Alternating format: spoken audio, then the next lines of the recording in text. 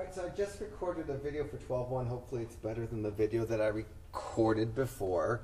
Now I'm going to do 12.2. The author really could have made 12.1 and 12.2 into one really long section, but the author broke the sections up into two sections. As I solve the problems in 12.2, it probably won't feel a lot different. The homework might feel real similar in 12.2 as compared to 12.1. I changed the homework on the syllabus just a little bit. So this homework assignment is what you're going to need to accomplish. And I may have added and taken away a few problems. So you want to change the syllabus homework assignment just in case I haven't changed it already. And then on my video, I'm going to do a few of the homework problems. You'll see that I assigned problem 8. I'm going to do problem 8. I assigned problem 13. I'm going to do problem 13. And that's about the only problems that are going to be homework problems that I'm going to do, which means those are homework problems that I couldn't find something like, and I wanted to expose you to them. So we're going to do more probabilities in section 12.2. The probabilities in section 12.2 are going to be theoretical probabilities as opposed to empirical probabilities. Empirical probabilities were probabilities that I computed based on events that have happened in the past. Theoretical probabilities, I'm going to compute probabilities just based in theory on what could happen, not on what's actually happened. So like I might ask questions, what's the probability when I roll a dice that the dice comes up a 3? I wouldn't have had to roll the dice in the past to theoretically know what can happen and compute the probability. So it's probabilities that I can conceptualize what could possibly happen and how likely the event that I want to have happen can happen, and I can answer the probability questions still by forming fractions. The numerator will be the number of ways the event that I want to occur can happen. The denominator can be the total number of things that can happen.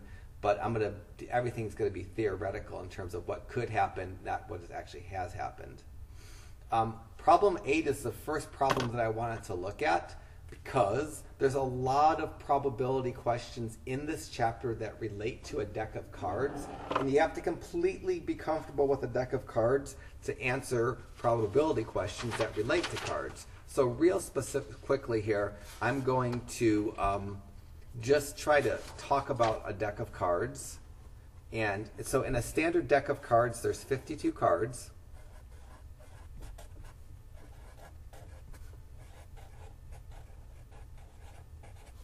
So there's 52 cards. And within a deck, there's red cards. And the red cards are marked with diamonds. You can kind of draw a diamond. And a heart. I can't really draw a heart, but I will. And there's 13 diamonds and 13 hearts.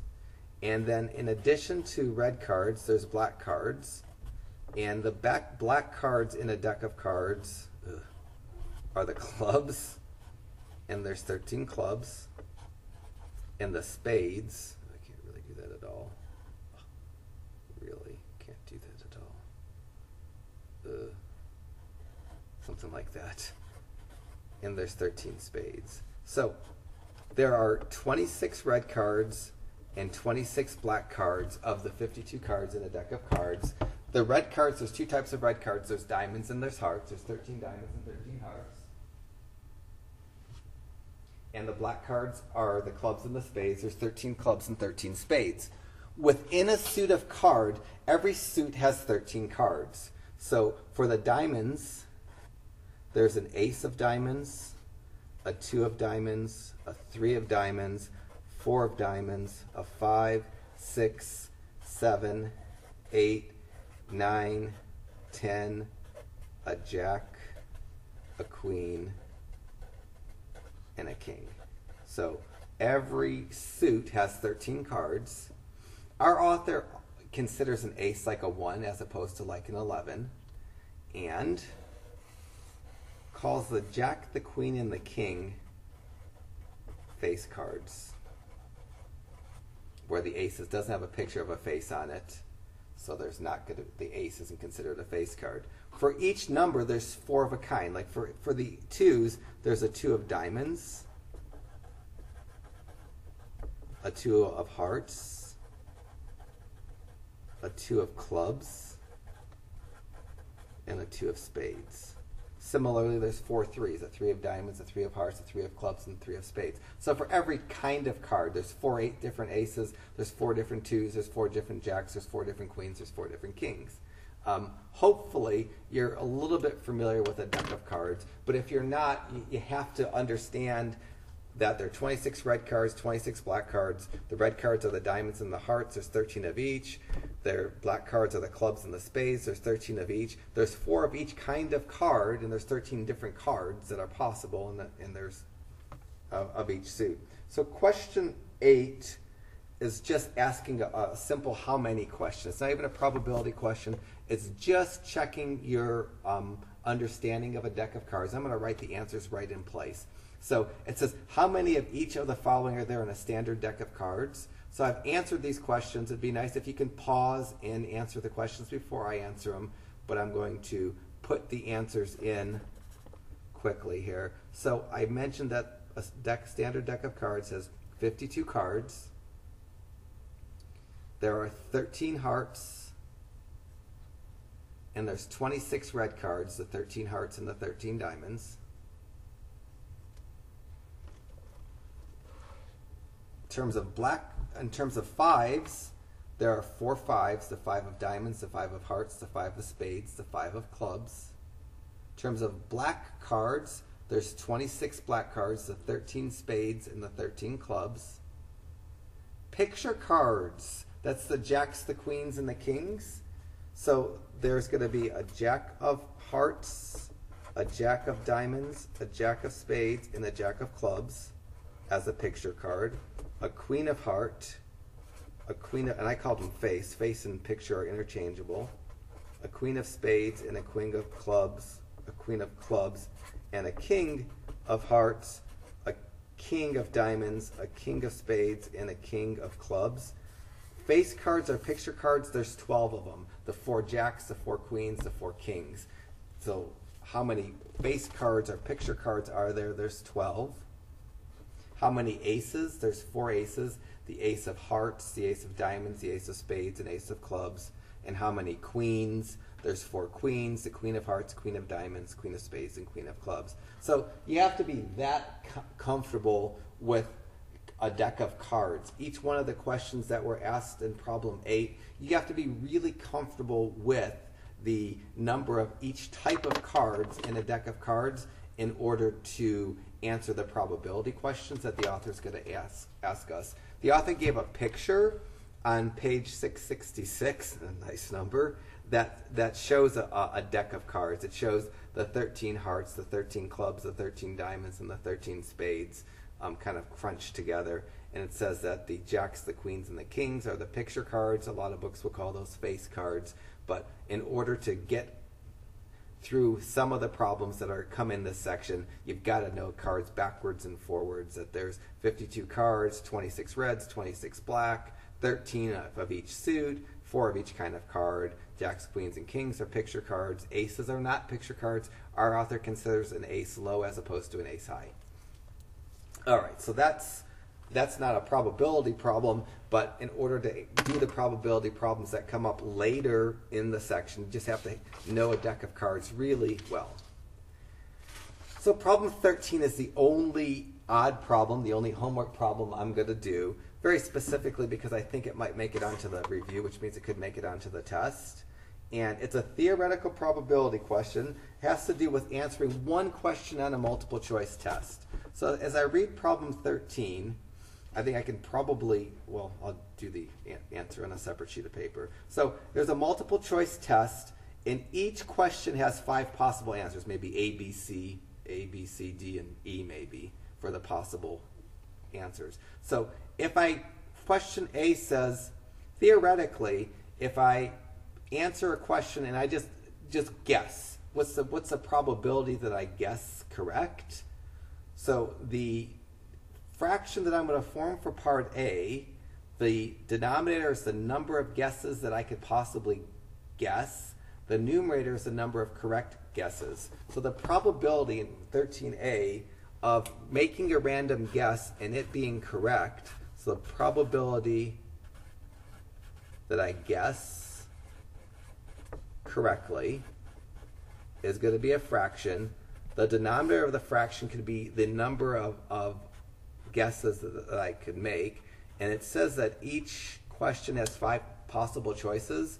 So assuming they're A, B, C, D, and E, the number of the letters, I can guess any one of those 5 letters. And also assuming each question only has 1 correct answer, the probability of me guessing the correct answer is going to be 1 in 5. Whatever the correct answer is, like if the correct answer is B, of my guesses, there's only one way to guess B of the 5 possible guesses. So the probability that if I just randomly guess that I get a correct answer, it's going to be 1 in 5. It's not a reducible fraction, and I'll just leave that as my answer. And I'll check in the back of the book real quickly to see what the author's answer is. So part B is a little bit different. Part B says I read through the question, and I know that one of the answers definitely isn't right, but I'm not sure of the other 4 which answer is correct, so I'm going to guess. So my probability of guessing correct should be better on part B than on part A, because on part B, any one of the 5 answers could have been correct. I didn't know. For part B, I'm eliminating 1 answer. So I'm going to form a fraction. The numerator of the fraction is going to be the number of answers that I could guess that are correct. The denominator is the number of answers that I might guess in general. And for this one, the probability that I guess correct when I can eliminate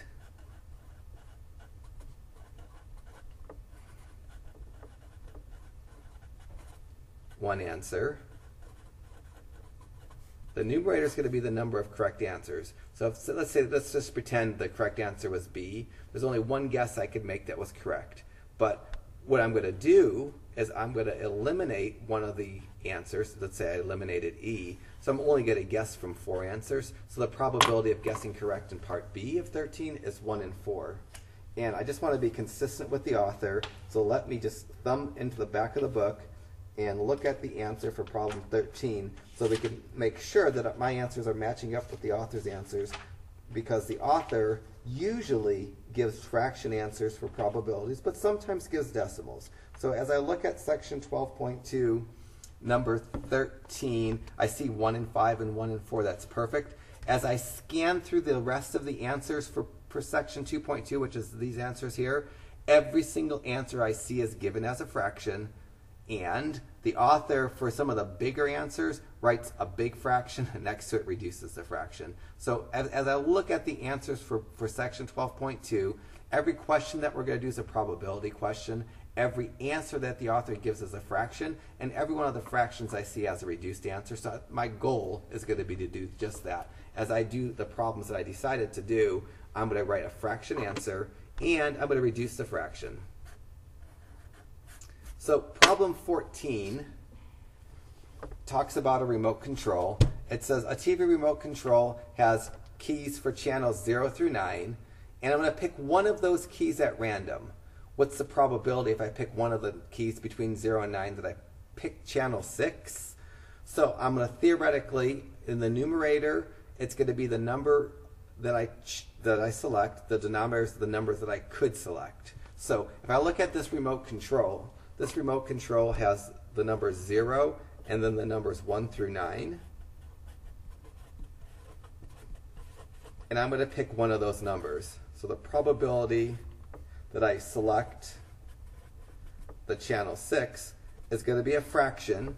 The numerator of the fraction has the number of ways that 6 can be selected. If I'm picking one number, there's only one way that 6 can be selected. That's picking channel 6.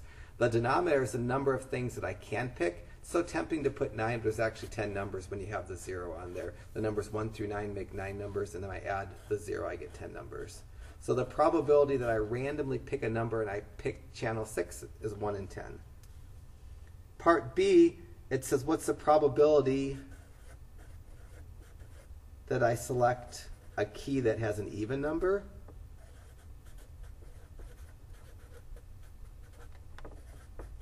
this is a little harder. The denominator is still 10. I can still pick any one of the 10 numbers. The numerator needs to consist of any of the keys that I could press that are even. 8's definitely an even number. 6 is definitely an even number. 4's definitely an even number. 2's definitely an even number. I'm going to call 0 an even number because 0 is still a multiple of 2. 1, 3, 5, 7, and 9 are odds because they're not multiples of 2. So my numerator is going to be a 5 for this problem. The probability that I select one of the keys with an even number, that's selecting one of those 5 keys, is 5 and 10, which I'm going to reduce to 1 and 2. And then 14C, hopefully this shows up. 14C says, what's the probability that I pick a key with a number less than 7? So I'll just briefly abbreviate this. So I want the number less than 7. So I don't even have to pick. I can theoretically tell you what happened. I can pick any one of 10 keys. The keys with numbers less than 7 are the 0, the 1, the 2, the 3, the 4, the 5, and the 6. 7 isn't less than 7, so there's 3, 6, there's 7 keys that I can pick that has a number less than 7. So we'll say the probability is 7 and 10, and that fraction doesn't reduce. So if you wanted to pause the video and try to get ahead of me, so far I've done problems 8, 13, and 14, and the next bank of problems I'm going to do are 16, 18, 20, and 22. 16 is kind of by itself. It's not a problem that there's a bunch like each other. But 18 through 26, these are all card problems.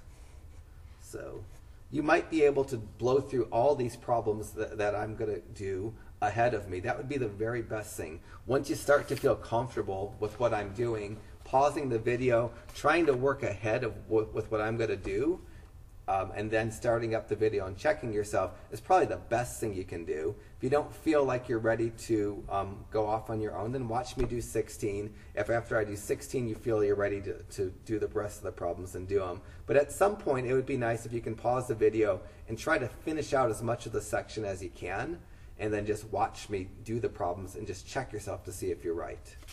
Because with the even problems, you can't check yourself. There's no answers in the back of the book. So 16 talks about a raffle. Again, you should have your book out. Otherwise, it'll be a little bit harder because when I throw my book up here, I'm not sure you could actually read this. So 16 talks about a raffle where one number is chosen to determine. So it says in a raffle where one number is chosen, determine the probability you would win if you have a choice of 46 numbers to choose from. So basically they're going to take the numbers 1 through 46, maybe and put them on little ping pong balls and draw them out like a bingo game. And I have one of those numbers. What's the probability that I'm winning? Well, the numerator is going to be the one number that I have that could be the winning number. The denominator is going to be the number of numbers that could come up that in general. And there's 46 numbers that can come up, and I only have one raffle ticket, so I'm assuming I have one number, my one choice of the 46. So the probability for 16, the probability of me winning, is the one number that I have picked has to come up from the 46 numbers that can be picked.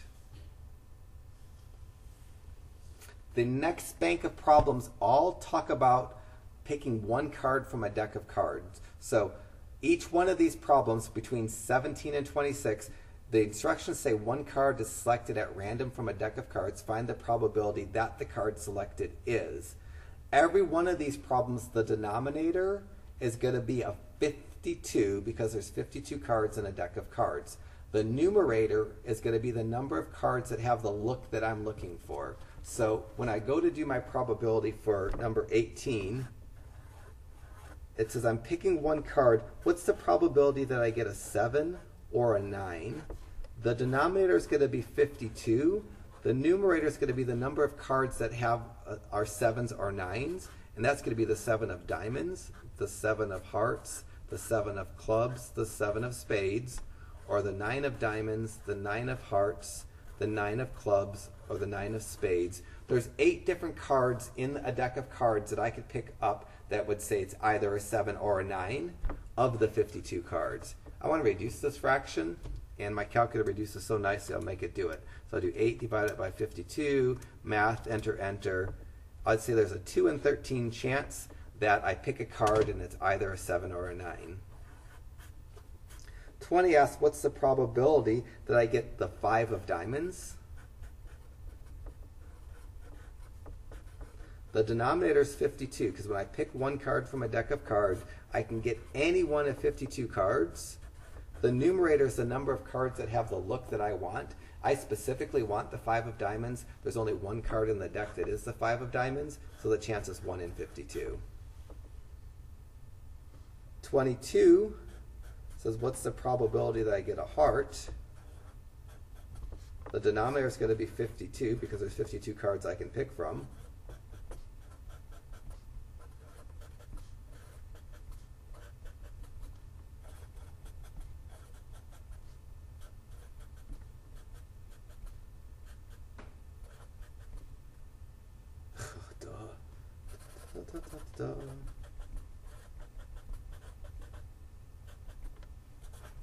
If I list all the hearts, there's a 2, 3, 4, 5, 6, 7, 8, 9, 10, Jack, Queen, King, and Ace. If I count up, there's 13 hearts. So the probability that I randomly pick a card and it's a heart is 13 out of 52, because a deck of cards has 13 hearts. And out of the 52 cards, if I reduce it, I'm going to get 1 in 4.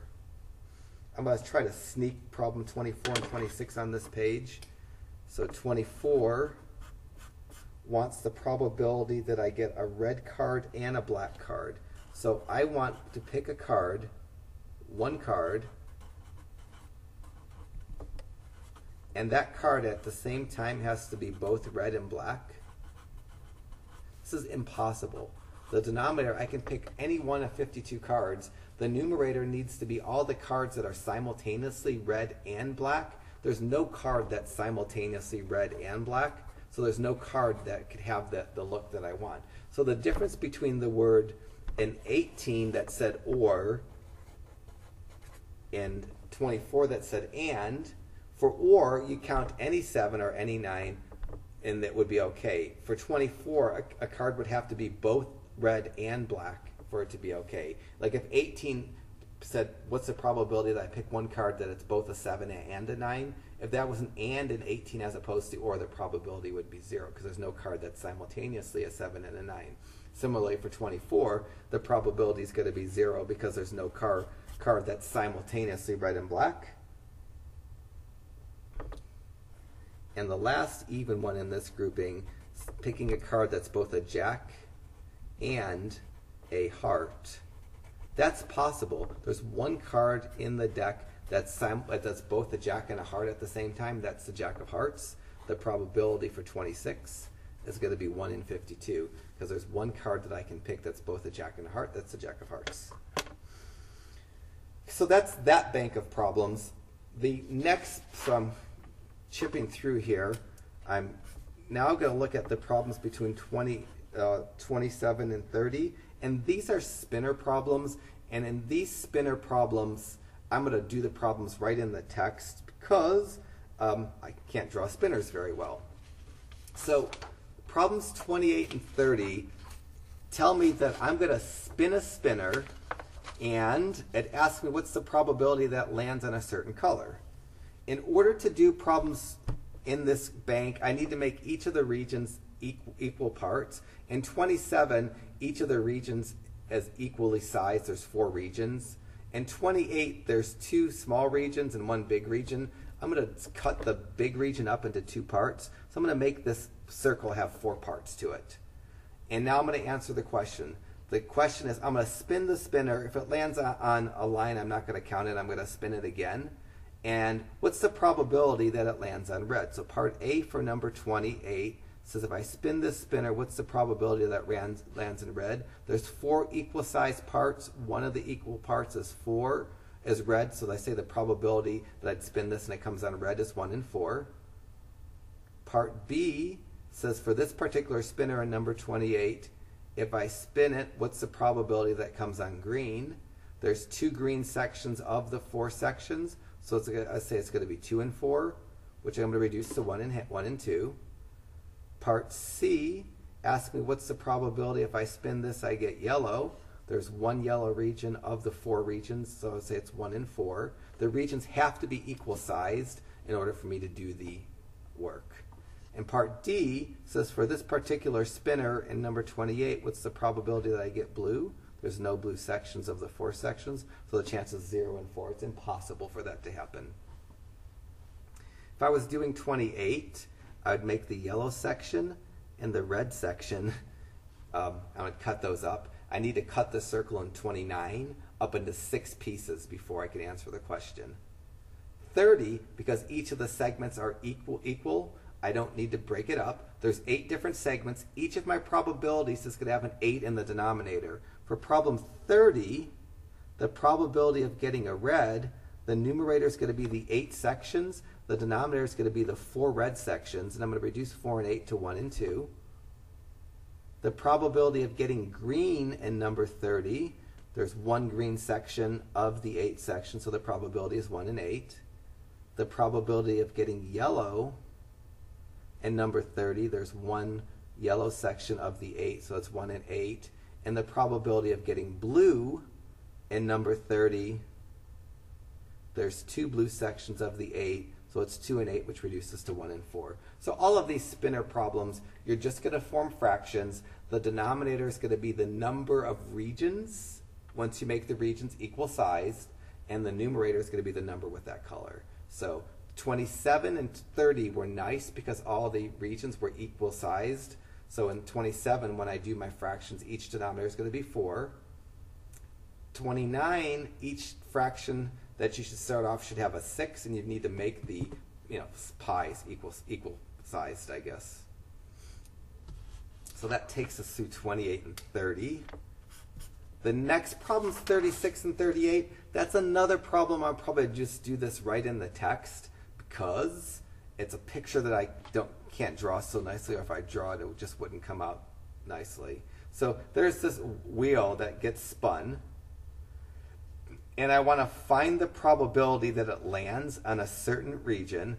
First of all, each of these regions are the same size. So when I answer this question, the denominator needs to be the number of regions. So there's 1, 2, 3, 4, 5, 6, 7, 8, 9, 10, 11, and 12. There's 12 regions. So for each of the problems that I'm going to do, which is problem 36 and 38, the chances of it landing in any region is going to be something over 12 because there's 12 regions.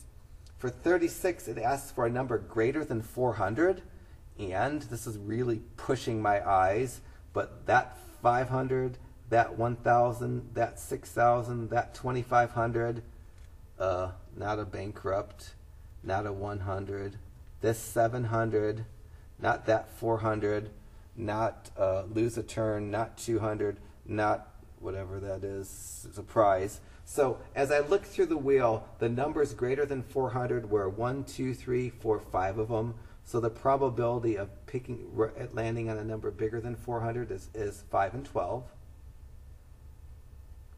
For 38, the chances of it landing on 2,500 are surprise. The denominator is still 12 because there's 12 things that can happen. The numerator is going to be 2 because there's 1 2,500 and there's 1 surprise. So the things that it could land on that would be considered success are the 2 items, the 2,500 and the surprise out of the 12. I'm going to reduce that to 1/6. Next problem I'm supposed to look at are 44 and 46, and that refers to a traffic light, and that I can do without my book. So 44 through 46, if I read the problem, it says a traffic light is red for 25 seconds. It's yellow for 5 seconds, and it's green for 55 seconds. We just add up the total number of seconds real quickly because that might be important. 30. So this traffic light has a cycle that's 85 seconds between the red, yellow, and green. And it says when I reach the light, what's the probability in 44? So when I reach the light, what's the probability that this light is yellow? It's going to be the number of seconds that it's yellow by the number of seconds that it cycles. So I'm going to say the probability that this light is yellow when I come up to it is 5 in 85. I divide that fraction and reduce it, and I'm going to write 1 in 17 for an answer. 46, the author wants the probability that the light is not green. I know the denominator is going to be 85 because this light goes in an 85-second cycle. The numerator is going to be the amount of time that it's not green. If it's not green, that means it's red or it's yellow. There's 25 seconds that it's red, 5 seconds that it's yellow. There's 30 seconds of the 85 seconds that it's not green. And if I do 30 divided by 85 and reduce this, our author would write 6 and 17 for an answer had this been an odd problem. And so problems 43 and 45 should work similarly. Next group of problems I'm looking at are the 48, 50, and 52. And in those problems, it talks about taking the letters in the words Mississippi. So for problems 48, 50, and 52, I'm going to take the letters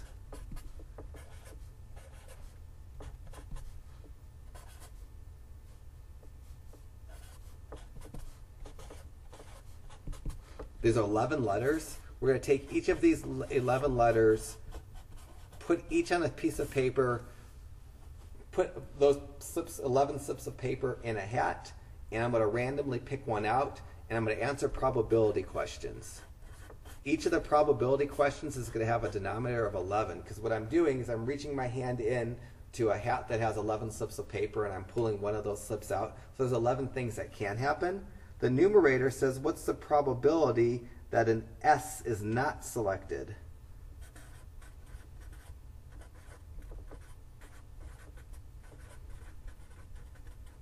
So if I go through, that would be this M, this I, this P, this P, this I. So for problem 48 to be considered a success, any one of those letters that's not an S, that's 7 letters of the 11 letters in the hat would have to be picked. So the probability of not picking an S is 7 in 11. 48 is the probability an I or a P is selected. And to do an I or a P, there's 1 I, 2 I, 3 I's, 4 I's, and then 2 P's. This is going to be 6 and 11 because there's 6 slips of paper that have I's or P's out of the 11 slips of paper that are put in that hat.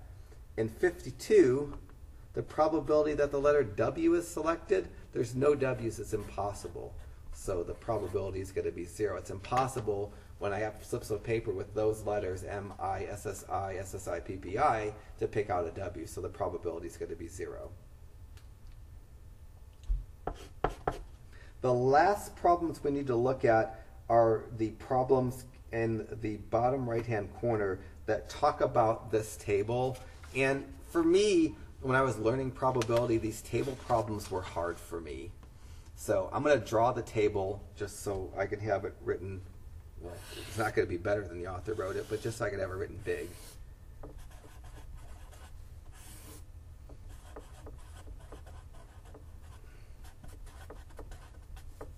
So this is in the bottom right-hand corner for problems 61 through 66.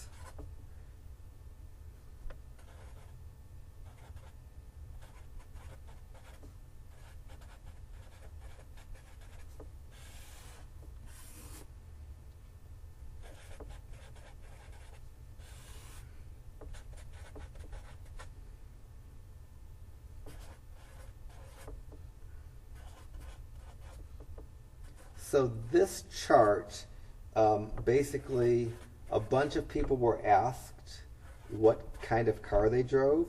If they drove an American car, it was considered in one category. If it's not an American car, they put it in another category. So as I read through this table, there are like 260 men surveyed that drove a GM, Ford, or Chrysler. 273 women that were surveyed that drove GM, Ford, or Chrysler. 533 total people between the 260 men and the 273 women that drove one of those American cars.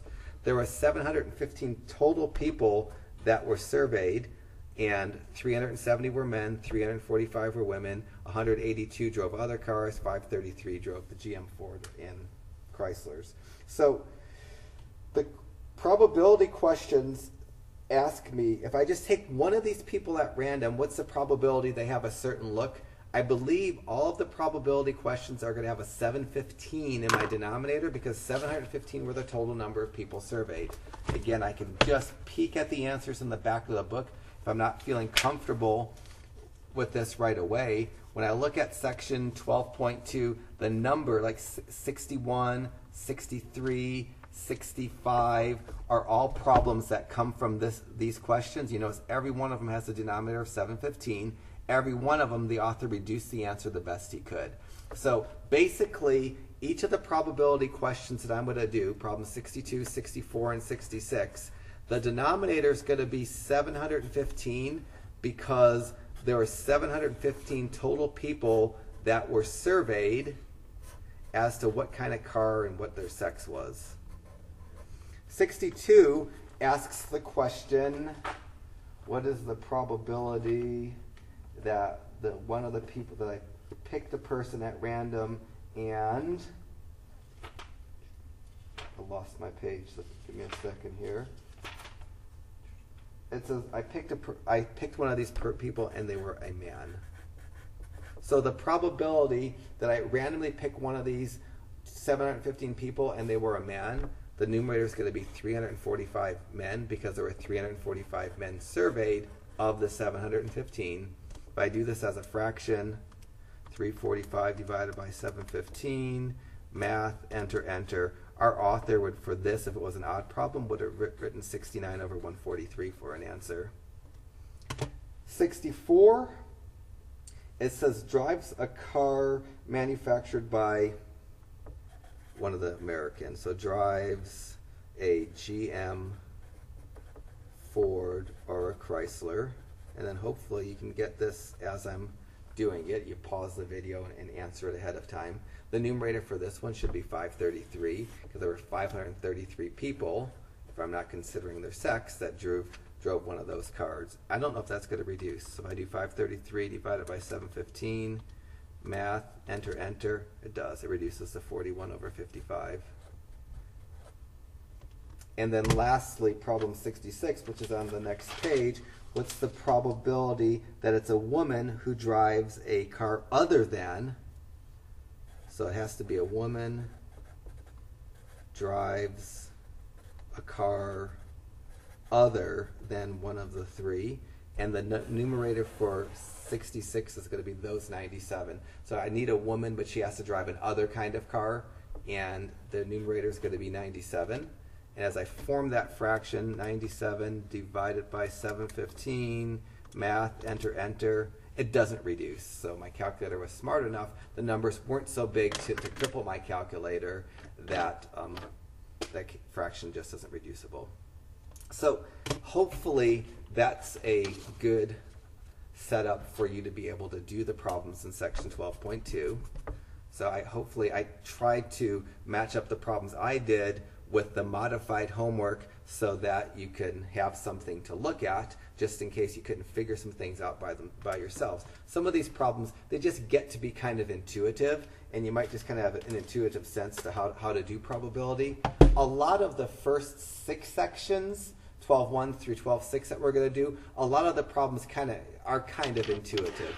You might have seen these before, and there you can maybe get the answers even without watching a lecture. Once we get beyond section 12.6, 12.7 and on, you'd have to be really, really talented to just get the problems by just being clever. So that's why I'm making this 12.1 through 12.6 kind of in class, because I think most everybody, even if they haven't seen probability before, can do those problems fairly comfortably. But once we get into 12.7 and 12 on, there'll be some of you that it gets really confusing for, and I don't want to force you to do something really confusing on an in-class test that you only have an hour to complete. All right, so I'm going to go put these on my website.